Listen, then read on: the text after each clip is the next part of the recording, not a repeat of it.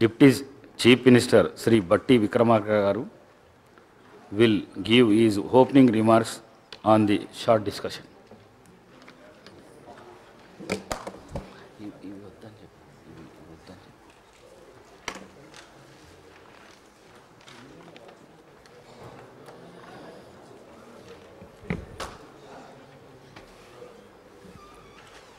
అధ్యక్ష,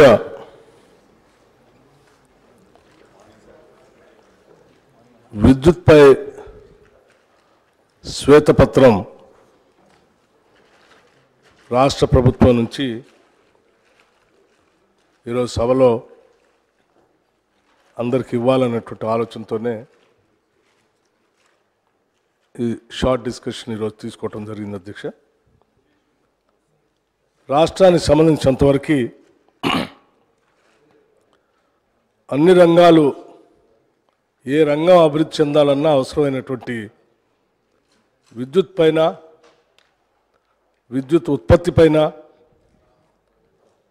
ఆ విద్యుత్తులో ఉన్నటువంటి ఇబ్బందులపైన, వాటన్నిటిపైన కూడా ఈ సభకి అలాగే ఈ రాష్ట్ర ప్రజలకు కూడా వాస్తవ పరిస్థితులు తెలియాలనేటువంటి ఆలోచనతోనే ఈ శ్వేతపత్రాన్ని ఈరోజు ప్రవేశపెడతా ఉన్నాం. అధ్యక్ష, రాష్ట్ర ఆర్థిక పురోగతిలో, రాష్ట్ర అభివృద్ధిలో విద్యుత్ రంగం కీలక పాత్ర పోషిస్తుంది. అధ్యక్ష, పరిశ్రమల అభివృద్ధికి, వ్యవసాయ రంగ పురోగతికి, సేవారంగం అభివృద్ధికి నమ్మకమైనటువంటి విద్యుత్ సరఫరాయే వెన్నెముక. అధ్యక్ష, వైద్య రంగంలోని అత్యవసర సేవలకైనా, రవాణా మరియు సమాచార రంగాల మనుగడకైనా నాణ్యమైన విద్యుత్ సరఫరా చాలా ముఖ్యం. అధ్యక్ష, రాష్ట్రంలోని ప్రజల నాణ్యమైన జీవన శైలిని సూచించేది కూడా విద్యుత్. అధ్యక్ష, మొత్తంగా చూస్తే ఆర్థిక పరంగా, నిర్వహణ పరంగా విద్యుత్ రంగం పరిపుష్టంగా ఉండటం రాష్ట్ర మనుగడకి చాలా అవసరం. అధ్యక్ష, తెలంగాణ రాష్ట్రం ఏర్పడే నాటికి టీఎస్ జెన్కోలో స్థాపిత విద్యుత్ ఉత్పత్తి సామర్థ్యం 4365.26 మెగావాట్లు. అధ్యక్ష, రాష్ట్రం ఏర్పాటు కన్నా చాలా ముందుగానే ఆనాటి నాయకులు ముందు చూపుతో తెలంగాణలో 2960 మెగావాట్ల విద్యుత్ ఉత్పత్తి కేంద్రాలకు అవసరమైన ప్రణాళికలు, పనులు అప్పటి నాయకత్వం ఆలోచన చేసి ఏర్పాటు చేసి ప్రారంభించింది కూడా. అధ్యక్ష, రాష్ట్రం ఏర్పడిన తర్వాత ఉత్పత్తి ప్రారంభించిన ఈ కొత్త విద్యుత్ ఉత్పత్తి కేంద్రాలే తర్వాత కాలంలో తెలంగాణలో నాణ్యమైన విద్యుత్తును అందించడంలో కీలక పాత్ర పోషించాయి. ముఖ్యంగా రాష్ట్ర పునర్వ్యవస్థీకరణ చట్టం రూపకల్పన సమయంలోనే తెలంగాణ విద్యుత్ అవసరాలను దృష్టిలో పెట్టుకొని ఇక్కడ స్థాపిత విద్యుత్ ఉత్పత్తి సామర్థ్యానికి అదనంగా 1800 మెగావాట్లు విద్యుత్ వచ్చే విధంగా కూడా అప్పటి నాయకత్వం, యూపీఏ ప్రభుత్వం శ్రీమతి సోనియా గాంధీ గారి నాయకత్వంలో ప్రత్యేక నిబంధనలు చట్టంలో రూపొందించడం జరిగింది. అధ్యక్ష, రాష్ట్రం ఏర్పడిన తర్వాత గత ప్రభుత్వం మొదలుపెట్టి పూర్తి చేసింది కేవలం 1080 మెగావాట్ల భద్రాద్రి థర్మల్ ప్రాజెక్టు మాత్రమే. ఈ ప్రాజెక్టు కూడా పూర్తి కావటానికి సుదీర్ఘకాలం పట్టింది. అధ్యక్ష, ప్రమాణాలకు విరుద్ధంగా సబ్ క్రిటికల్ టెక్నాలజీ ఉపయోగించడం వల్ల పెట్టుబడి వ్యయం కూడా గణనీయంగా పెరిగింది. మరొక ప్రాజెక్టు బొగ్గు గనులకు అత్యంత దూరంగా నిర్మాణంలో ఉన్న 4000 మెగావాట్ల యాదాద్రి థర్మల్ పవర్ ప్రాజెక్టు. ఈ ప్రాజెక్టు వ్యయంలో కేవలం బొగ్గు సరఫరా అదనపు వ్యయమే సంవత్సరానికి 800 కోట్లు. అధ్యక్ష, ప్రాజెక్టు జీవితకాలం 30 ఏళ్ళు అనుకుంటే ఈ వ్యయం మరింత భారీగా ఉండబోతా ఉంది. అధ్యక్ష, ప్రస్తుతం రాష్ట్ర విద్యుత్ రంగ పరిస్థితి చాలా ఆందోళనకర పరిస్థితిలో ఉన్నది అధ్యక్ష. డిస్కమ్లు ఇప్పటిదాకా మూటగట్టుకున్న నష్టాల మొత్తం విలువ 62,461 కోట్లు అధ్యక్ష. 31 అక్టోబర్ 2023 నాటికి అప్పులు మొత్తం 81,516 కోట్లు. ఈ అప్పుల మొత్తంలో 30,406 కోట్లు కరెంటు సరఫరా చేసిన జనరేటర్లకి బకాయిలు చెల్లించడం కోసం తీసుకున్న రోజువారీ నిర్వహణ మూలధనం అధ్యక్ష, మూలధన రుణం. ఇవి కాకుండా విద్యుత్ ఉత్పత్తి సరఫరా సంస్థలకు 28,673 కోట్లు బకాయిలు ఇంకా చెల్లించవలసి ఉంది అధ్యక్ష. విద్యుత్ కొనుగోళ్లలో డిస్కమ్లు ఇన్ని ఇబ్బందులు ఎదుర్కోవటానికి ముఖ్య కారణం రాష్ట్ర ప్రభుత్వంలోని వివిధ శాఖలు ఏళ్లుగా చెల్లించని 28,842 కోట్లు బకాయిలు అధ్యక్ష. ఈ మొత్తం బకాయిల్లో ఒక్క సాగునీటి శాఖ చెల్లించవలసిన బకాయిలు 14,193 కోట్లు. ఇవి కాకుండా విద్యుత్ కొనుగోళ్లు వాస్తవ సర్దుబాటు ఖర్చుల కింద ట్రూ అప్ కింద గత ప్రభుత్వం డిస్కామ్లకి చెల్లిస్తానని మాట తప్పిన 14,928 కోట్ల భారం డిస్కామ్ల ఆర్థిక స్థితిని మరింత కుంగదీసే అధ్యక్ష. ఈ పరిస్థితుల్లో కేవలం రోజువారీ మనుగడ కోసమే డిస్కమ్లు అలవికాని అప్పులు చేయవలసిన స్థితికి చేరాయి. విద్యుత్ కొనుగోళ్లకు అవసరమైన నిధులను ఈ అప్పుల మార్గంలో సమకూర్చుకోవటం చాలా కష్టంగా కూడా ఉంది అధ్యక్ష. గత ప్రభుత్వం సకాలంలో చెల్లింపులు జరపకపోవటం వల్ల, సంస్థలకు ఇచ్చిన వాగ్దానాల్ని నిలబెట్టుకోకపోవటం వల్ల ఇవాళ డిస్కమ్లు అప్పుల ఊబిలో కూరుకునిపోయి ఉన్నాయి అధ్యక్ష.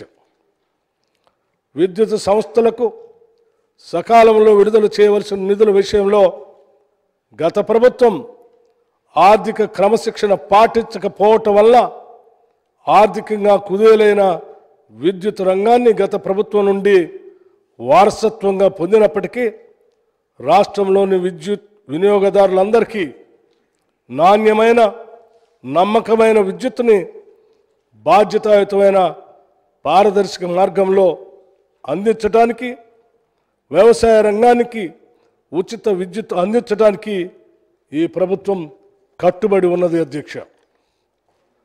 రాష్ట్ర విద్యుత్ రంగం ప్రస్తుతం ఎదుర్కొన్న ఆర్థికపరమైన సవాళ్లను దృష్టిలో పెట్టుకొని గత ప్రభుత్వం మా ప్రభుత్వానికి అనేక సమస్యలతో వదిలివేసిన విద్యుత్ సంస్థల ప్రస్తుత స్థితిని రాష్ట్ర ప్రజలకు వివరించవలసిన బాధ్యత మా పైన ఉన్నది. అందుకే రాష్ట్రం ఏర్పడిన నాటి పరిస్థితులను, తదనంతరం దాదాపు 10 ఏళ్ల పాటు గత ప్రభుత్వం విద్యుత్ సంస్థలను నిర్వహించిన తీరును, ఆర్థికంగా నష్టాల్లోకి నెట్టిన తీరును ఈ శ్వేతపత్రం ద్వారా వివరించే ప్రయత్నం చేశాం అధ్యక్ష. తద్వారా ఒక అర్థవంతమైన చర్చ జరిగి విద్యుత్ రంగ విషయంలో తీసుకోవాల్సిన చర్యల గురించి కొన్ని విలువైన సలహాలు, సూచనలు ఈ సభలోని సభ్యులందరూ, చివరికి ప్రతిపక్షానికి సంబంధించిన సీనియర్ శాసనసభ్యులతో సహా ఈ సభలో ఉన్నటువంటి మిగతా శాసనసభ్యులందరూ కూడా ఈ అంశాలపైన లోతుగా అధ్యయనం చేసి, లోతుగా అర్థం చేసుకొని రేపు భవిష్యత్తులో ఈ రాష్ట్రంలో విద్యుత్ రంగానికి సంబంధించిన సమస్యలు అధిగమించడానికి, ఈ రాష్ట్ర ప్రజలకి నాణ్యమైనటువంటి విద్యుత్తును అందించడానికి తగినటువంటి సలహాలు, సూచనలు ఇవ్వవలసిందిగా కూడా వారందరికీ వివరించడం కోసమే ఈ శ్వేతపత్రం, అట్లా ఈ రంగానికి సంబంధించిన సమగ్రమైన సమాచారాన్ని సభకు అందిస్తూ ఉన్నాం అధ్యక్ష. ఉదాహరణకి అధ్యక్ష, మనం ఒకసారి ఈ రాష్ట్రంలో ఉన్నటువంటి లోన్లు సంబంధించి విద్యుత్ రంగానికి సంబంధించిన బకాయిలు ఎంత భారంగా, ఆందోళనకరంగా ఉన్నాయో ఒకసారి మనమందరం అర్థం చేసుకోవాల్సినటువంటి పరిస్థితి కూడా ఉంది. గత ప్రభుత్వం వారు వచ్చిన తర్వాతనే ఏదో ఈ రాష్ట్రంలో కరెంటు ఉత్పత్తి జరిగినట్టు, విద్యుత్ రంగానికి సంబంధించినటువంటి ప్రాజెక్టులు వాళ్లే పెట్టినట్టు, వారు వచ్చిన తర్వాతనే ఈ రాష్ట్రంలో ఉచిత కరెంటు ఇస్తున్నట్టు, వారు వచ్చిన తర్వాతనే ఈ రాష్ట్రంలో బల్బు వెలుగుతున్నట్టు ప్రతి సందర్భంలో గత 10 సంవత్సరాలుగా వారు మాట్లాడినటువంటి విషయాలు గుర్తుకొచ్చి నేను వాస్తవ విషయాలు ఈ సభ దృష్టికి తీసుకొని రాదలుచుకున్నాను. అధ్యక్ష, మీరు రాకముందే ఈ రాష్ట్రంలో అనేక విద్యుత్ రంగ ప్రాజెక్టులు స్థాపించబడ్డాయి. అలాగే భవిష్యత్ తరాల అవసరమైనటువంటి విద్యుత్ రంగాన్ని దృష్టిలో పెట్టుకొని ఈ రాష్ట్ర విభజన కంటే ముందే 2013, 14, 15 కంటే ముందే ఆనాడు ఈ దేశంలో పాలన చేసినటువంటి యూపీఏ ప్రభుత్వానికి సంబంధించిన ప్రధానమంత్రి మన్మోహన్ సింగ్ గారి నాయకత్వంలో, ఆనాటి యూపీఏ చైర్పర్సన్ సోనియా గాంధీ గారి నాయకత్వంలో దేశంలో అవసరాలను దృష్టిలో పెట్టుకొని ముందుగానే ఆలోచన చేసి అనేక ప్రణాళికలతో అనేక విద్యుత్ ప్రాజెక్టుల్ని పెద్ద ఎత్తున ఈ దేశంలో తీసుకొని రావటం, అందులో భాగంగా ఈ రాష్ట్రంలో కూడా ఏర్పాటు చేసే కార్యక్రమంలో ముందుకు పోబట్టే ఈరోజు రాష్ట్ర విభజన జరిగిన తర్వాత కూడా అవన్నీ ప్రొడక్షన్లోకి వచ్చి ఈరోజు రాష్ట్రంలో విద్యుత్తుని మనం అందించగలిగాం. అటువంటి వాస్తవ పరిస్థితులన్నింటినీ కూడా వక్రీకరించి ఈ రాష్ట్ర ప్రజలకి వాళ్ళు ఏమీ లేదు, అంతా మా వల్లనే విద్యుత్ ఉత్పాదన జరిగింది, మా వల్లనే విద్యుత్ సరఫరా జరుగుతుందని చెప్పే ప్రయత్నం గత ప్రభుత్వాలు చేశాయి. వాస్తవ పరిస్థితుల్ని ఈ సభ దృష్టికి తీసుకొని రావడంతో పాటు మీరు అధికారంలోకి వచ్చే నాటికి ఉన్నటువంటి ప్రాజెక్టులు, అప్పటికే ప్రణాళికాబద్ధంగా ప్రాసెస్లో ఉన్నటువంటి ప్రాజెక్టులు, ఆ తర్వాత మీరు వచ్చిన తర్వాత మొదలుపెట్టినటువంటి ప్రాజెక్టులు, వాటికి సంబంధించిన ప్రొడక్షన్లోకి వచ్చిన ప్రాజెక్టులు సమగ్రమైన సమాచారాన్ని కూడా ఈ శ్వేతపత్రంలో మేము స్పష్టంగా వివరించాం. మీరు వచ్చిన తర్వాత అదనంగా కొత్త ప్రాజెక్టులు తీసుకొని వచ్చి కావలసిన రీతిలో ఎన్ని రెట్ల రీతిలో ఉత్పత్తి కేంద్రాలను ప్రారంభించాలో ఆ స్థాయిలో ప్రారంభించకపోగా ఉన్న వాటినే కుదేలేటట్టుగా మీరు చేసిన అప్పులు అత్యంత ఆందోళనకరంగా మారాయి అధ్యక్ష. ఉదాహరణకి డిస్కమ్స్ సంబంధించి ఇవాళ లోన్లు ఒకసారి 2014లో కేవలం 10,783 కోట్లు ఉంటే 2023 అక్టోబర్ నాటికల్లా అది 39,457 కోట్లకి డిస్కమ్లలో అప్పుల బారిన పడేటట్టుగా చేశారు అధ్యక్ష. అలాగే ట్రాన్స్కోకు సంబంధించి కేవలం 2,911 కోట్లు మాత్రమే అప్పులుంటే 2014 నాటికి అది 2023 నాటికల్లా 50,136 కోట్లకి అప్పుల పాలు చేశారు అధ్యక్ష. అట్లాగే జెన్కోకు సంబంధించి 2014 కల్లా కేవలం 7,662 కోట్లు మాత్రమే అప్పుగా ఉంటే 2023 కల్లా కేవలం 10 ఏళ్లలో 31,923 కోట్లకి అప్పుల పాలు చేశారు అధ్యక్ష. మొత్తంగా ఈ విద్యుత్ రంగ సంస్థలకు సంబంధించి 81,516 కోట్లకి అప్పుల పాలు చేసినటువంటి దుస్థితి ఈరోజు రాష్ట్రంలో మన స్పష్టంగా అర్థమవుతోంది. ఇవి కాకుండా ఇంకా డిస్కమ్స్కి సంబంధించి రాష్ట్ర ప్రభుత్వం ద్వారా ఉన్నటువంటి డ్యూస్ అధ్యక్ష, రాష్ట్ర ప్రభుత్వం ద్వారా డిస్కమ్ చెల్లించాల్సింది అదనంగా ఇంకొక 28,673 కోట్లకి విలువైనటువంటి డబ్బులు మీరు చెల్లించాల్సినటువంటి అవసరం ఉంది అధ్యక్ష. అలాగే అధ్యక్ష, మీ పాలన సక్రమంగా లేకపోవటం వల్ల, ప్రణాళికాబద్ధంగా లేకపోబట్టి, మీరు సరైనటువంటి దూరదృష్టి లేకపోవటం వల్ల డిస్కమ్లో డెఫిసిట్ కూడా చాలా లోతులోకి వెళ్ళిపోయింది అధ్యక్ష.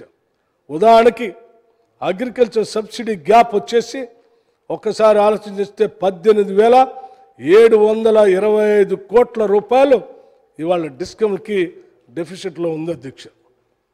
అట్లాగే గవర్నమెంట్ డ్యూస్ డిస్కమ్కి ఇవ్వాల్సినటువంటిది 28,843 కోట్ల అధ్యక్ష. అట్లా ట్రూ అప్ మీన్స్ 14,000 928 కోట్ల అధ్యక్ష. మొత్తంగా ఈ డిస్కంలు ఈరోజు డెఫిసిట్లో 62,496 కోట్లు ఇవాళ డిస్కంలో డెఫిసిట్లో ఉన్నాయి అధ్యక్ష. ఇంత ఆందోళనకరమైనటువంటి పరిస్థితిలో ఉన్నటువంటి విద్యుత్ రంగం సంబంధించిన సమాచారం శ్వేతపత్రం ద్వారా, ఇంకా సమగ్రమైనటువంటి సమాచారం శ్వేతపత్రం ద్వారా మీ అందరి ముందు ఉంచడం జరిగింది అధ్యక్ష.